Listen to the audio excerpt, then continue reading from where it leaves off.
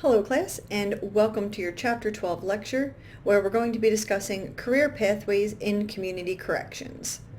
So our learning objectives for this lesson are that by the end, you should be able to understand how community corrections staff are selected and trained, to identify the types of knowledge, skills, and abilities that staff need to work with offenders in community-based corrections, compare and contrast various arguments in support of and against carrying firearms on the job, learn to identify and respond to various stressors inherent in most community corrections jobs, as well as to discuss the positive growth and criticisms of private probation agencies and treatment providers.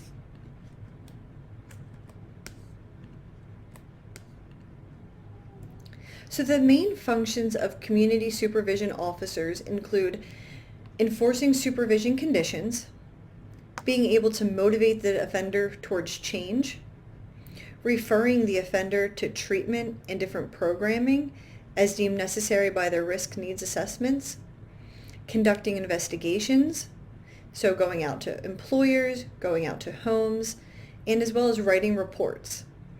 Corrections officers may also be required to work with crime victims if there's no victim advocate in that office, and also working with the community to give the offender the best chance at success.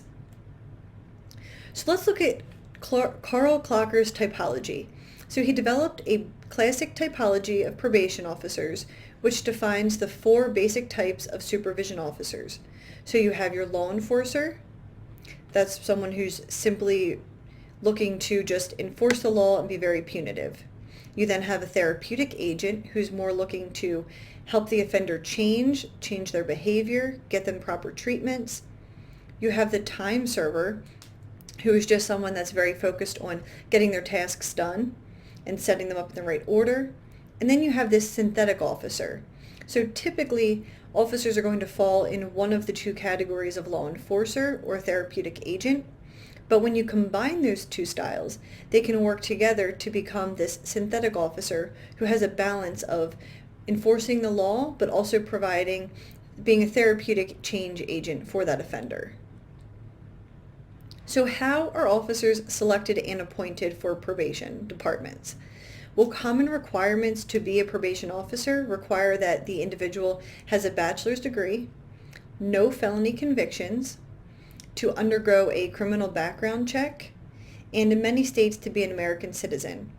For juvenile probation, we also need to undergo child abuse clearances and also participate in various trainings specifically related to children. There are two methods of becoming a supervision officer. So you have the appointment system and the merit system. We're going to go into those on the next slide here. So in the appointment system, this is where you have a chief probation officer that is appointed by a judge or a selection committee. The chief is then responsible for hiring assistant probation officers. There are criticisms here, though, that you may end up with inexperienced leaders because they're being appointed by a judge, and that because they're appointed by a judge, that they may end up making decisions simply based on what that current judge wants. And I can tell you that we see that all the time in my department. We are based on the appointment system, and within that, we are constantly changing I wouldn't say policies, but minor things within the department, ways that things are handled based on what the current judge wants. So then you also have, with these appointed leaders, they can change personnel, but it's often hard for them to change policy, again, because they're under the judiciary there. Based on the merit system, this is developed to remove public employees from that political patronage. So exactly what I described before. So based on this system, applicants who meet minimum employment standards and then pass a competitive exam will be ranked in a list based on their grade, and then those candidates are selected from the list according to their rank order. So this is actually how, for example, the Philadelphia Fire Department hires. You have to take a written exam, an oral exam, and you're scored on both. And then you may be given additional points for military service, increased education if you have a bachelor's or a master's, And based on that score, you're placed in rank order. And then they hire just simply going down that list. So it's based on merit of the individual. What else do you need to qualify to be an officer? Well, these are things that are more subjective. So you need to have basic knowledge of human behavior. You need to understand how people interact with one another. You need to have good oral and written communication skills, because not only will you be writing reports to the court, or filling out forms or writing a number of other forms and reports, but you'll also be presenting cases in court. So you need to be able to speak well, speak clearly, and get the facts across succinctly. You need to have the ability to build relationships and establish rapport, not only with your coworkers, because it's going to be important that you have their support and their backup when you need to detain someone or when you need to arrest an offender, but also so that you're creating healthy relationships with your probationer, the community, with treatment providers, anyone that you're going to need to interact with on a daily basis, the police especially. You need to have the ability to treat people fairly, consistently, firmly, and with respect. And I mean that even for your probationers. Simply because they are an offender, they deserve the exact same treatment that you would give to anyone else. You need to be knowledgeable about different cultures. I can tell you I've had a number of individuals on my caseload that come from different religious backgrounds, different cultural backgrounds, and it's important to understand those because you can use those to work with the offender and helping them to enact that behavior change that you want to see. And then you need to be a good time manager. So by good time manager, I mean that you need to be able to be self-sufficient in scheduling appointments, making sure that you're taking proper UTs, make sure that you're filing reports on time, putting your court orders in, contacting your offenders. There's a lot of different tasks that go into being a probation officer or a community corrections officer. So you need to be able to manage your time appropriately so that you can make sure you're seeing every offender as often as you need to, and to also make sure that you're getting your reports and other administrative tasks done. I will tell you, to-do lists save my life on a daily basis because there's no possible way to remember everything that needs to be done. Calendars will also be your best friend. Planners, your best friend in knowing when things are due, how many times you need to see an offender. If you can't remember if you saw that offender this month already, putting everything down in a monthly, yearly planner is very helpful. So what education and experience is required? Typically, you'll need to have a bachelor's degree in any of these fields, whether it's criminal justice. My bachelor's was in psychology, social work, or even sociology. And additional coursework that can be helpful to take are things such as abnormal psychology, drug use and abuse or addiction, mental health treatments, and even developmental psychology. Because again, we deal with so many offenders who have drug use issues, mental health issues, and various other mental health diagnoses, that is very helpful to understand the development of an individual and how this all works together to affect criminality. This is just showing you the median probation salaries. So at a probation officer, and I can tell you these are they're pretty accurate. So the average or median is about $48,000 a year for a probation officer. A supervisor will make around $68,000, and then a chief or a deputy chief is over $100,000. So we have two different types of training that officers will need to engage in. First, we have pre-service training and then in-service.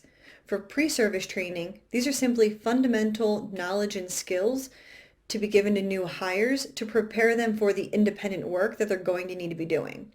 This is typically about 120 to 200 hours of training before they go on the job, and it's usually provided by the department. I know for juvenile probation, we do attend new JPO training when you're first hired, and it's about 2 weeks long. They break it up 1 week, and then a month or two later, you have another week that you go, and it's full weeks from morning to night, and you get a lot of information. In-service training then is just continued education training that you need to engage in Typically, this is going to be between 30 and 40 hours a year that's needed. This can be offered within the department through booster trainings, but it can also be done through other organizations that you find, or you can go to different conferences. This will give officers knowledge on new laws and technological developments. I can tell you I recently attended a conference where I learned about a new type of GPS monitor. It actually looks like a smartwatch, which I found very interesting and brought back to my department to hopefully use. Things such as cultural competency. Some officers in certain states may be required to attend peace officer training or be certified in weapons, but that's not for everyone. Even empathy training. And then I know I've talked about motivational interviewing before, but that's just one form of cognitive therapy that probation officers will engage in on a daily basis with their offenders. So when we look at the effectiveness of these trainings, the major goal of providing officers all of this training is to help offenders reduce their criminal thinking patterns, to reduce their cognitive distortions, but also to encourage behavioral change in offenders. And we find that when we do all of this and when we train officers properly, that they develop a tolerance for the change process. So they understand that offenders are going to need to be given some type of grace throughout their period of supervision. And we need to be understanding that it's not going to be immediate change and they're going to be perfect. We need to just give them time. So these officers will then have lower surveillance-oriented views. So they're going to be less likely to give punitive referrals or to violate offenders because they have that tolerance for the change process. And we find that when we give effective training to officers, we lower the recidivism rates for juvenile and adult offenders on probation. So let's jump into looking at firearms policies. So not every state requires probation officers or even allows probation officers to carry firearms. So looking at the federal system first, 85 of the 94 judicial districts do allow officers to carry weapons. Looking at the state and county level, 35 adult probation jurisdictions and 40 parole jurisdictions carry firearms. However, only half of the firearm carrying jurisdictions are mandatory, and many of the officers choose not to carry weapons. In most cases, the probation officer is actually responsible for the upkeep and cost of maintenance for the firearm and the equipment they require. They can only carry the firearm while they're on duty, and it can only be used in instances of self-defense or if they or a fellow officer are in imminent danger of serious bodily harm or death. In the juvenile system, it's very interesting. Only 5 states allow for firearms to be carried. 41 states actually ban juvenile officers from carrying firearms. So 2 states will give the officer the option, and 2 states will narrow the firearms to only either certain counties within that state or for officers who supervise serious juvenile offenders. So let's look at arguments for carrying a firearm. So those in favor say that it gives officers a greater feeling of safety while they're conducting those home visits late at night, or just conducting home visits in general in more violent communities or communities where they know that firearms are prevalent. I can tell you Norristown, which is where my caseload area was, we have a number of juveniles who recently have had a lot of firearms charges. So an officer may feel that they want to carry when they have that area of a caseload. Whereas if we look out towards the western side of our county, in Montgomery County, we don't see firearms so much being used on the streets that way. So those officers may not feel that they need to carry when they're doing those visits. Those who have specialized caseloads, so again, violent offenders or gang members on their caseloads, feel that they should be carrying firearms. They argue that it does not change the relationship they have with their client or their style of supervision, simply the fact of them carrying. And Pennsylvania actually leaves the decision up to each individual agency. So in Pennsylvania, agency funds cost, the agency will fund the cost of training and the equipment for the officers. through a $5 fee that's paid by the offenders. And officers, again, can't take these county-issued weapons home. They need to stay at the department. Arguments against carrying firearms say that, is the threat to probation officers actually real?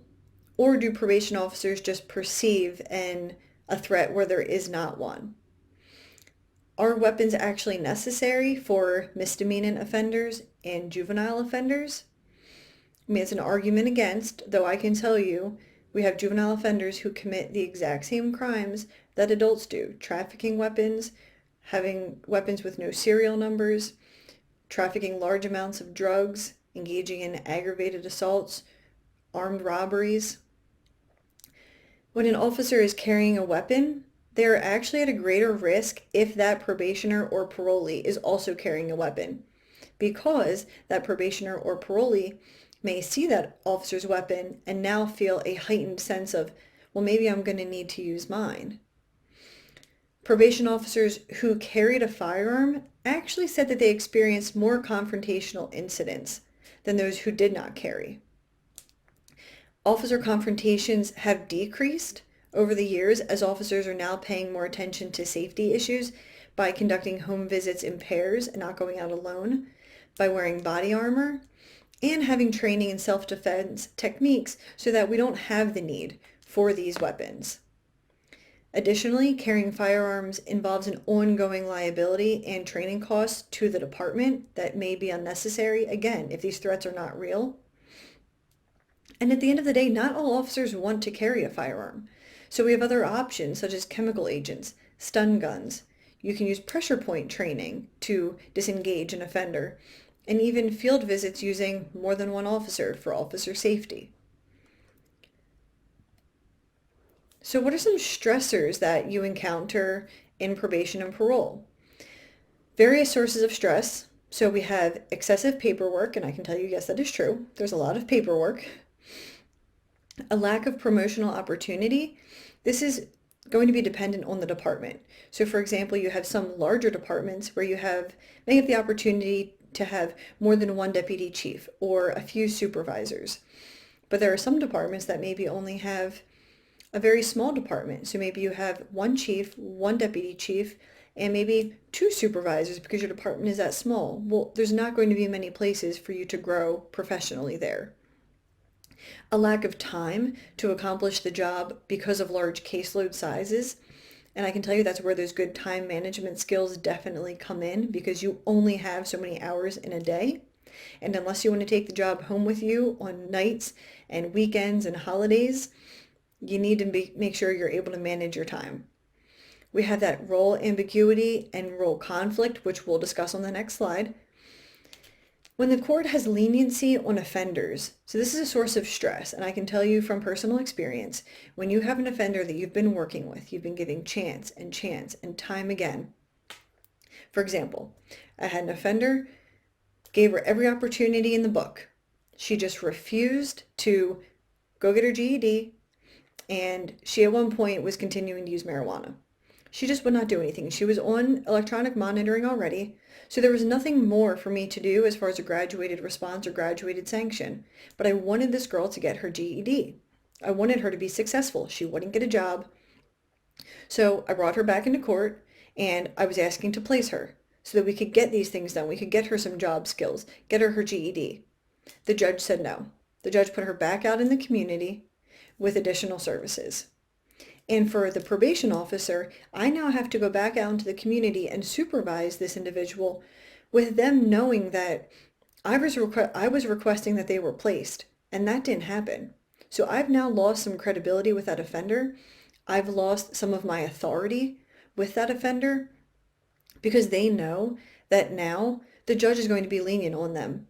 So how likely am I as a probation officer to want to bring that offender back into court when they're now failing for a second time? Why would I?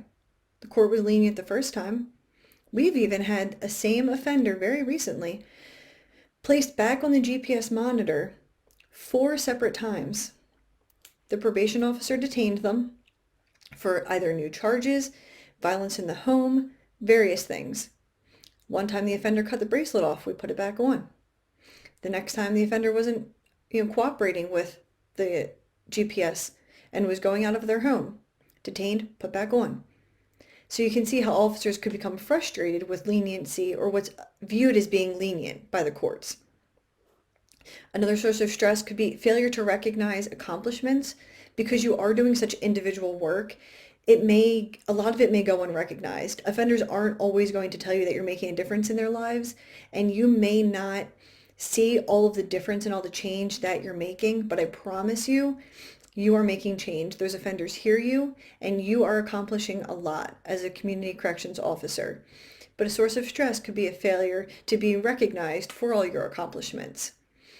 You could also have a perceived lack of supervisory support. I can tell you it's not the way in our department. Our supervisors, which I am one, we are very involved with our officers and their caseloads, making sure that they feel supported and they have what they needed. And additionally, a fear of being sued, which we'll get into qualified and absolute immunity in a few slides. So let's look at this role ambiguity and role conflict. So make sure you know the difference of these. Role ambiguity is the broad discretion and authority that officers have over offenders, where officers need to be able to make decisions independently, but also treat offenders fairly, consistently, and according to the individual circumstances of that offender. However, this may be affected by the stress that the officer is feeling. So we need to make sure that these officers can set boundaries with their offenders, that they can use common sense and behave ethically. Setting boundaries could look like, I had a parent calling me at 9 p.m. at night, and that father would call numerous times in a row and text numerous times in a row until I would answer. I had to set boundaries with that father and tell him that that was an inappropriate time to call. It is not appropriate to call numerous times, that you need to call once, leave a message, and I will return your call, and then I do not work at 9 p.m. at night. You may end up staying longer at work just because you want to make sure you get your work done. And it's very then hard, you can find it very hard to separate that work and personal life. Just as the example I was giving, we were mobile probation officers, so we don't leave our computers at work. We would take them home with us. We took our phones home with us. So it's very hard, unless you shut your phone off, it's very hard to not look at it. It's very hard to not want to know who's calling and why are they calling, because you know that you're just going to have to address that issue come the morning. And it's nearly impossible to separate yourself from caring about these offenders and wanting to work with them 24/7, because you want to make a difference. That's why you get in this field. So then role conflict. This is that idea of good cop, bad cop. So you have two roles of a probation officer that are contradictory, right? You have the one that's enforcing laws and rules, and then the other one that's providing support and reintegration. So you need to be empathetic to those who are trying to change their behavior, but also firm with those that are pushing your boundaries. So let's look at qualified and absolute immunity and the differences between the two. But before we do that, we need to talk about negligence. So both immunities are based on negligence of the officer. So negligence must be gross and willful, which means it's intentional or malicious. So it's failure to do what a reasonably prudent person would do in a similar situation. And prudent simply means acting with or showing care and thought for the future. So a person who is reasonably acting with thought for the future and with care, they're going to act a certain way in a certain situation. Failure to do that is considered negligence. So officer negligence can be looked at as examples such as failure to stop a probation officer from committing a new crime if the officer has knowledge of it, failure to complete enough home visits because then you're not doing your job, you're not supervising the offender properly, and even failure to verify a job within a timely manner. Absolute immunity then will protect government officials unless they engage in those acts that are negligent. So those who are protected under absolute immunity cannot be sued civilly. However, they can still be held criminally responsible. So it also protects those who act in legislative, quasi-judicial, or prosecutorial functions. So it protects parole board officials while they're making release and revocation decisions. So the offender cannot sue the parole board simply because they won't release the offender. It also protects officers when they're preparing PSI reports, because when they're preparing PSI reports as defined by certain statutes in certain states, they're acting in a quasi-judicial function and not in their daily duties. So the PSI reports are not necessarily considered daily duties in certain states by certain statutes. And because they're writing this report for the courts specifically, it's considered a quasi-judicial function and falls under absolute immunity. Qualified immunity then is for the executive branch employees or workers who are performing administrative functions. So actions here must be objectively reasonable and within the scope of the agency's policies. So it protects officers in disciplinary and revocation hearings.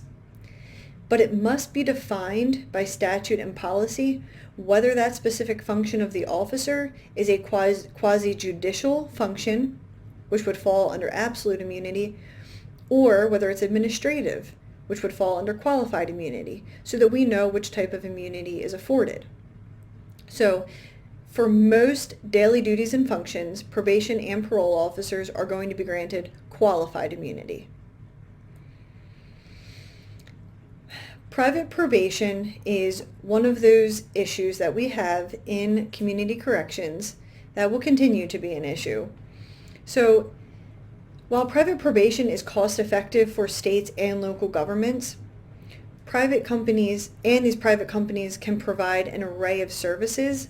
They do have some issues. So these private companies can provide drug testing, electronic monitoring for us, anger management classes, DUI classes, substance abuse treatment. We have both for-profit and non-for-profit organizations that will provide these services for government agencies. Private, nonprofit entities have been involved in community supervision of offenders since the 1800s. Think about the halfway houses we talked about. In our county and in most counties, if the county has the money for it, they will service and contract out for services because it is cheaper than having probation officers do it or having in-staff officers do it. So 18 plus states currently use the private sector for some form of supervision. We used to contract out for our GPS monitors, and we recently brought them back into the Juvenile Probation Department, which is one of the units that I supervise. 10 states rely on private agencies to supervise their low-risk offenders or their misdemeanants. However, there are improvements that are needed in regulating these private sectors. So the American Legislative Exchange Council actually developed model legislation related specifically to private probation because there are unclear and or non-existent standards for how contracts are awarded to private providers, how staff are hired with these private companies, and what the curriculums are for outpatient treatment services. So we don't know whether one offender is getting the same type of treatment and the same level of care as another offender is under these various private companies. So here are some other criticisms then of private probation.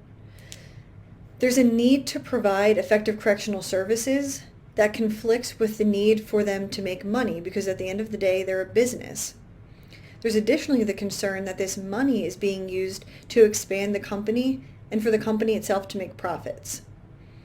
This also competes with the government's traditional role of carrying out punishment fairly. And they may not be equipped to be a full-service organization, so where probation departments could train their officers to engage in all of these types of services and treatments, these private companies may not be able to do that. Typically, they also only take your low-risk offenders, and there's no uniform method of monitoring probation conditions or ensuring that restitution is collected when we use private organizations. Employees at these private companies may receive less training, though there may be opportunity for career advancement. There's very high turnover here.